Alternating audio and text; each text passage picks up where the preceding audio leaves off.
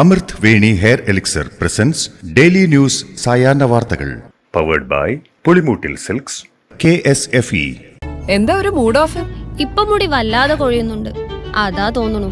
ഈസ്ട്രജന്റെയും vitamin ഡിയുടെയും കുറവാണ് മിക്ക സ്ത്രീകളുടെയും മുടി കൊഴിച്ചിലിന്റെ പ്രധാന കാരണം. അമൃത് Veni hair elixir for women സ്ത്രീകളുടെ മുടിയുടെ വളർച്ചയ്ക്കും ശക്തിക്കും അത്യാവശ്യമായ herbal ഈസ്ട്രജനാലും vitamin ഡിയാലും സമ്പുഷ്ടമാക്കിയതാണ് Amrit Veni hair elixir for women.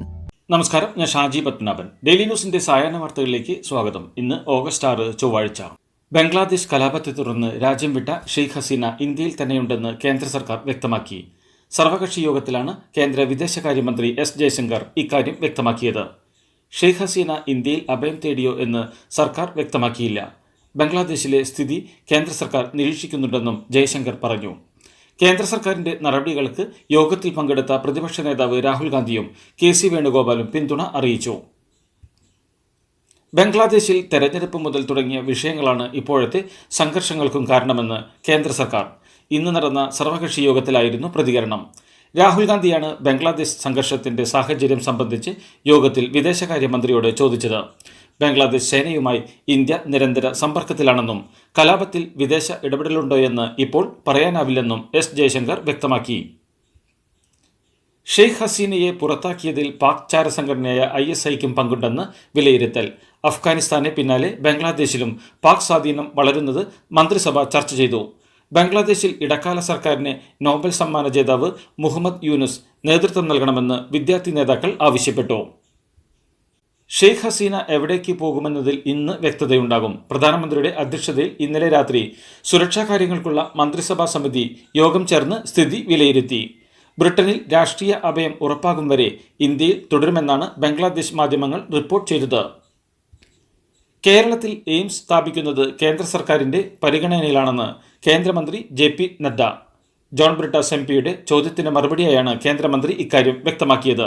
കേരളത്തിന് എയിംസ് വർഷങ്ങളായി നിഷേധിക്കുകയാണെന്ന് രാജ്യസഭയിൽ ജോൺ ബ്രിട്ടാസ് MP കുറ്റപ്പെടുത്തിയിരുന്നു. കേരളത്തിന് എയിംസ് ഉടൻ അനുവദിക്കാൻ കേന്ദ്ര സർക്കാർ നടപടി സ്വീകരിക്കണമെന്നും പല സംസ്ഥാനങ്ങൾക്കും എയിംസ് അനുവദിച്ചിട്ടും കേരളത്തോട് കേന്ദ്രം വിവേചനം കാണിക്കുകയാണെന്നും നീതി ആയോഗ് റിപ്പോർട്ട് പ്രകാരം കേരളം ആരോഗ്യ സംവിധാനത്തിൽ ഒന്നാമതാണെന്നും അദ്ദേഹം വ്യക്തമാക്കിയിരുന്നു. വയനാട്ടിൽ ഉരുൾപൊട്ടലുണ്ടായ മേഖലകളിൽ ഇന്ന് പ്രത്യേക ദൗത്യസംഘത്തിന്റെ തിരച്ചിൽ. സൂചിപ്പാറയിലെ സൺറൈസ് വാലി കേന്ദ്രീകരിച്ചുകൊണ്ടാണ് തെരച്ചിൽ നടത്തുന്നത്. നേരത്തെ പരിശോധന നടത്താനാകാത്ത മേഖലയാണിത്. വ്യോമസേന ഹെലികോപ്റ്റർ വഴിയാണ് ദൗത്യസംഘത്തെ ഈ മേഖലയിലെത്തിച്ചത്. ഹെലികോപ്റ്റർ സേനാംഗങ്ങളുമായി 12 മണിയോടെയാണ് പറന്നുയർന്നത്. രാവിലെ 9ഓടെ ദൗത്യം ആരംഭിക്കാനായിരുന്നു തീരുമാനമെങ്കിലും കാലാവസ്ഥ പ്രതികൂലമായതിനാലാണ് വൈകിയത്. വയനാട്ടിലെ ദുരിതബാധിതരുടെ പുനരധിവാസത്തിനായുള്ള നടപടി അതിവേഗം പുരോഗമിക്കുകയാണെന്ന് മന്ത്രി K രാജൻ. ദുരിതബാധിതരെ റിസോർട്ടുകളും വീടുകളുമടക്കം ഒഴിഞ്ഞുകിടക്കുന്ന ഇടങ്ങളിലേക്ക് ഉടൻ മാറ്റും. തകർന്ന സ്കൂളുകളിലെ കുട്ടികളുടെ തുടർ പഠനത്തിൽ ഉടൻ തീരുമാനമെടുക്കുമെന്നും മന്ത്രി പറഞ്ഞു. മണ്ണിടിച്ചിൽ ദുരന്തമുണ്ടായ കർണാടകയിലെ ഷിരൂരിൽ നിന്ന് 55 കിലോമീറ്റർ അകലെ കടലിൽ ജീർണിച്ച നിലയിലുള്ള മൃതദേഹം കണ്ടെത്തി. ഗോകർണത്തിനും കുന്താവാരയ്ക്കും ഇടയിലുള്ള ഭാഗത്ത് കടലിലാണ് മൃതദേഹം കണ്ടെത്തിയത്. മൃതദേഹം ആരുടേതാണെന്ന് വ്യക്തമല്ല. കഴിഞ്ഞ ദിവസം ഈ പ്രദേശത്ത് നിന്ന് ഒരു മത്സ്യത്തൊഴിലാളിയെ കാണാതായിരുന്നു. അതേസമയം DNA പരിശോധന നടത്തണമെന്ന് അർജുന്റെ കുടുംബം ആവശ്യപ്പെട്ടതായി റിപ്പോർട്ടുകൾ. കർണാടക ഷിരൂരിൽ മണ്ണിടിച്ചിലിൽ കാണാതായ അർജുന്റെ വീട്ടിലെത്തി KK രമ MLA. കേരളം മുഴുവൻ ഏറെ പ്രതീക്ഷയോടെയായിരുന്നു ഷിരൂർ ഗംഗാവാലിയിൽ മണ്ണിടിച്ചിൽ ദുരന്തത്തിൽ കാണാതായ അർജുന്റെ തിരിച്ചുവരവ് കാത്തിരുന്നതെന്ന് KK രമ പറഞ്ഞു. ചെയ്യാൻ കഴിയാവുന്നതെല്ലാം ഇനിയും ചെയ്യേണ്ടതുണ്ടെന്നും KK രമ പറഞ്ഞു. അമീബിക് മസ്തിഷ്ക ജ്വരം സ്ഥിരീകരിച്ച തിരുവനന്തപുരത്ത് നിരീക്ഷണം കർശനമാക്കി ആരോഗ്യവകുപ്പ്. രോഗം സ്ഥിരീകരിച്ച 4 പേർ തിരുവനന്തപുരം മെഡിക്കൽ കോളേജ് ആശുപത്രിയിൽ ചികിത്സയിലുണ്ട്. കഴിഞ്ഞ 23-ന് മരിച്ച യുവാവ് ഉൾപ്പെടെ 5 പേർക്കാണ് ജില്ലയിൽ ഇതുവരെ രോഗം സ്ഥിരീകരിച്ചത്. ചികിത്സയിലുള്ള ഒരാളുടെ ആരോഗ്യനിലയിൽ പ്രശ്നങ്ങളുണ്ട്. പണ്ട് മുത്തശ്ശിയുടെ കല്യാണക്കഥ കേട്ട മുതലെയുള്ള ആഗ്രഹമാണ് അന്നത്തെ മുത്തശ്ശിയെ പോലെ എന്റെ കല്യാണത്തിന് എടുത്തിറങ്ങണമെന്ന്.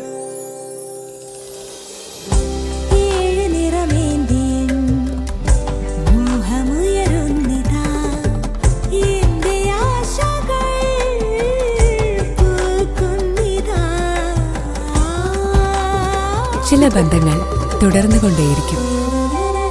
Celebrating 100 years of Pulimoottil Silks. Pantheerankavu ഗാർഹിക പീഡന കേസ് പിൻവലിക്കണമെന്ന പ്രതി രാഹുലിന്റെ ഹർജി ഹൈക്കോടതി ഇന്ന് പരിഗണിക്കും. തന്റെ ഭാര്യയുമായി കേസ് ഒത്തുതീർപ്പായെന്ന് ഹർജിക്കാരനായ രാഹുൽ നേരത്തെ ഹൈക്കോടതിയെ അറിയിച്ചിരുന്നു. ഹർജിയിൽ സംസ്ഥാന സർക്കാർ കോടതിയിൽ നിലപാട് അറിയിക്കും. കേസ് റദ്ദാക്കണമെന്നാവശ്യപ്പെട്ടുള്ള ഹർജിക്കൊപ്പം എറണാകുളം വടക്കൻപറവ് സ്വദേശിനിയായ ഭാര്യ സത്യവാങ്മൂലവും കോടതിയിൽ നൽകിയിരുന്നു. എയ്ഡഡ് അധ്യാപക നിയമനം PSCക്ക് വിടണമെന്ന നിർദ്ദേശം നൽകി ഖാദർ കമ്മിറ്റി റിപ്പോർട്ട്. നിയമനത്തിന് പ്രത്യേക ബോർഡ് വേണമെന്നും നിർദ്ദേശമുണ്ട്. അതേസമയം റിപ്പോർട്ട് മന്ത്രിസഭ അംഗീകരിച്ചെങ്കിലും നിർദ്ദേശങ്ങളിൽ സർക്കാർ തീരുമാനമെടുത്തിട്ടില്ല. വയനാട് ദുരന്തത്തിൽ സംസ്ഥാന സർക്കാരിന്റെ വീഴ്ച പറയാത്തത് കോൺഗ്രസിന്റെ രാഷ്ട്രീയ മൂല്യം കൊണ്ടെന്ന് K. സുധാകരൻ. മുഖ്യമന്ത്രിയുടെ ദുരിതാശ്വാസ നിധിയിലെ പണം വകമാറ്റി ചെലവഴിക്കില്ലെന്ന ഉറപ്പ് മുഖ്യമന്ത്രി നൽകണം. ദുരന്തമുഖത്ത് പോലും കൊടിയുടെ നിറം നോക്കിയാണ് CPM പ്രവർത്തിക്കുന്നത്. വരാൻ പോകുന്ന തെരഞ്ഞെടുപ്പിലെ രാഷ്ട്രീയ ലാഭത്തെക്കുറിച്ചാണ് മുഖ്യമന്ത്രി ചിന്തിക്കുന്നതെന്നും K. സുധാകരൻ കുറ്റപ്പെടുത്തി. വയനാടിനായി ചെലവഴിക്കുന്ന ഫണ്ടിന്റെ കാര്യത്തിൽ സുതാര്യത വേണമെന്ന് കോൺഗ്രസ് നേതാവ് രമേശ് ചെന്നിത്തല. എന്നാൽ മുഖ്യമന്ത്രിയുടെ ദുരിതാശ്വാസ നിധിയിലേക്ക് എല്ലാവരും സംഭാവന നൽകണമെന്നും ഇക്കാര്യത്തിൽ K. സുധാകരനുമായി അഭിപ്രായ വ്യത്യാസമില്ലെന്നും ചെന്നിത്തല പറഞ്ഞു. സംസ്ഥാനത്തെ എല്ലാ ഹൈസ്കൂളുകളും 12ാം ക്ലാസ് വരെയാക്കി ഹയർ സെക്കൻഡറിയാക്കാൻ ഖാദർ കമ്മിറ്റി റിപ്പോർട്ടിൽ ശുപാർശ. ഹൈസ്കൂളുകളും ഹയർ സെക്കൻഡറിയും ലയിപ്പിച്ചുള്ള ഘടനാമാറ്റത്തിന് പുറമെ കുട്ടികൾക്ക് ആഴത്തിലുള്ള പഠനത്തിന് സൗകര്യം ഉറപ്പാക്കാനാണ് ഈ നിർദ്ദേശം. നിശ്ചിത ശതമാനം അധ്യാപകരുടെ പങ്കാളിത്തമുള്ള അധ്യാപക സംഘടനകൾക്ക് അംഗീകാരം നൽകാവൂവെന്നും ഇതിനായി റഫറണ്ടം നടത്തണമെന്നും മറ്റൊരു പ്രധാന ശുപാർശ. ഖാദർ കമ്മിറ്റി റിപ്പോർട്ടിലെ പല നിർദ്ദേശങ്ങളും അപ്രായോഗികമെന്ന് മന്ത്രി V. ശിവൻകുട്ടി. എയ്ഡഡ് മേഖലയിലെ അധ്യാപക നിയമനം PSCക്ക് വിടുന്നത് ചർച്ച ചെയ്തെടുക്കേണ്ട തീരുമാനമാണ്. നിയമനത്തിന് പ്രത്യേക ബോർഡ് രൂപീകരിക്കണം എന്ന കാര്യവും തീരുമാനിച്ചിട്ടില്ലെന്നും സ്കൂൾ സമയമാറ്റം കേരളത്തിൽ പ്രായോഗികമല്ലെന്നും ശിവൻകുട്ടി പറഞ്ഞു. ഖാദർ കമ്മിറ്റി റിപ്പോർട്ട് വിദ്യാഭ്യാസ വകുപ്പിലെ വിദഗ്ധരുമായി ചർച്ച ചെയ്യുമെന്നും അദ്ദേഹം വ്യക്തമാക്കി. കെയറെയിലിനെതിരെ കേന്ദ്ര സർക്കാരിനെ നേരിട്ട് സമീപിക്കാൻ ഒരുങ്ങി സമരസമിതി. റെയിൽവേ മന്ത്രി അശ്വിനി വൈഷ്ണവിനെ 25,000 പേർ ഒപ്പിട്ട ഹർജി സമർപ്പിക്കുമെന്ന് സമരസമിതി രക്ഷാധികാരി ജോസഫ് M. പുതുശ്ശേരി പറഞ്ഞു. കേരളത്തിന്റെ സർവനാശത്തിന് പദ്ധതി കാരണമാകുമെന്നും നിയമം അനുശാസിക്കുന്ന ഒരു പഠനവും കേരളം നടത്തിയിട്ടില്ലെന്നും അദ്ദേഹം അഭിപ്രായപ്പെട്ടു. ജലവൈദ്യുത പദ്ധതികൾക്കും മറ്റ് വികസന പദ്ധതികൾക്കുമുള്ള സാധ്യതാ പഠനത്തിന്റെ ഭാഗമായി വനഭൂമിയിൽ ചെറിയ രീതിയിൽ മാറ്റം വരുത്തുന്നതിന് പരിസ്ഥിതി അനുമതി വേണ്ടെന്ന് വനം പരിസ്ഥിതി മന്ത്രാലയത്തിന് കീഴിലെ വനോപദേശക സമിതി. സർവേ നടത്താനായി വനഭൂമി ചെറിയ തോതിൽ തുരക്കുന്നതിനോ 100-ൽ താഴെ മരങ്ങൾ മുറിക്കുന്നതിനോ അനുമതിയുടെ ആവശ്യമില്ല. ഇത്തരം ചെറിയ ഇടപെടൽ വനഭൂമിയുടെ സ്വാഭാവികതയിൽ മാറ്റം വരുത്തില്ലെന്നും ഉപദേശക സമിതി അറിയിച്ചു.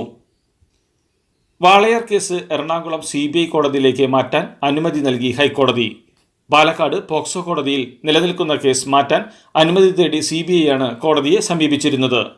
CBIയുടെ ആവശ്യത്തിനെതിരെ വാളയാർ പെൺകുട്ടികളുടെ അമ്മയും ആക്ഷൻ കൗൺസിലും കോടതിയെ സമീപിച്ചിരുന്നു.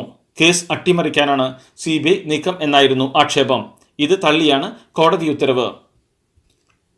വന്ദേ ഭാരത് എക്സ്പ്രസിൽ അനധികൃത യാത്ര ചോദ്യം ചെയ്ത ടിക്കറ്റ് എക്സാമിനറെ ചുമതലയിൽ നിന്ന് നീക്കി. അപമര്യാദയെ പെരുമാറിയെന്ന സ്പീക്കർ AN ഷംസീറിന്റെ പരാതിയിലാണ് നടപടി. സ്പീക്കർ AN ഷംസീറിനൊപ്പം സുഹൃത്തായ ഗണേഷ് എന്നയാൾ ചെയർകാർ ടിക്കറ്റ് എടുത്ത് എക്സിക്യൂട്ടീവ് കോച്ചിൽ യാത്ര ചെയ്തത് ചോദ്യം ചെയ്ത ചീഫ് TTE GS പത്മകുമാറിനെതിരെയാണ് നടപടി.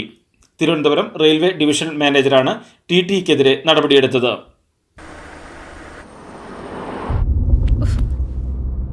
ഇതിലും നല്ലത് ബസ്സിൽ പോകുന്നതായിരുന്നു. ഇന്നോവ ക്രിസ്റ്റ വരും. അതെ, 17 പേർക്കാണ് ഇന്നോവ ക്രിസ്റ്റ കിട്ടാൻ പോകുന്നത്. മെഗാ സമ്മാനമാണെങ്കിലോ പുതുപുത്തൻ ബെൻസ് കാറും. പിന്നെ ആദ്യ സീരീസിൽ 170 പേർക്ക് ഐഫോണും. ഇത്തവണ സമ്മാനങ്ങളുടെ നക്ഷത്ര തിളക്കവുമായി KSFE ഗാലക്സി ചിട്ടികൾ. താജ്മഹലിൽ ജലാഭിഷേകം നടത്തിയ യുവതിയെ കസ്റ്റഡിയിലെടുത്തു. സ്മാരകം ശിവക്ഷേത്രമായിരുന്നുവെന്ന് അവകാശപ്പെട്ട് താജ്മഹലിൽ ജലാരാധന നടത്തുകയും കാവി പതാക ഉയർത്തുകയും ചെയ്തതിനാണ് വലതുപക്ഷ സംഘടനയായ അഖിൽ ഭാരത് ഹിന്ദു മഹാസഭയുമായി ബന്ധമുള്ള മീര റാത്തോഡിനെ സെൻട്രൽ ഇൻഡസ്ട്രിയൽ സെക്യൂരിറ്റി ഫോഴ്സ് കസ്റ്റഡിയിലെടുത്തത്. താൻ മകളിൽ നിന്ന് പ്രചോദനം ഉൾക്കൊണ്ട് സസ്യാഹാരിയായെന്ന് ചീഫ് ജസ്റ്റിസ് DY ചന്ദ്രചൂഡ്. ക്രൂരരഹിതമായി ജീവിക്കാൻ മകൾ തന്നോട് ആവശ്യപ്പെട്ടതോടെയാണ് മാംസാഹാരം ഉപേക്ഷിച്ചതെന്നും താനോ ഭാര്യയോ പട്ട് തുകൽ ഉൽപ്പന്നങ്ങൾ ഇപ്പോൾ വാങ്ങാറില്ലെന്നും ചന്ദ്രചൂഡ് പറഞ്ഞു.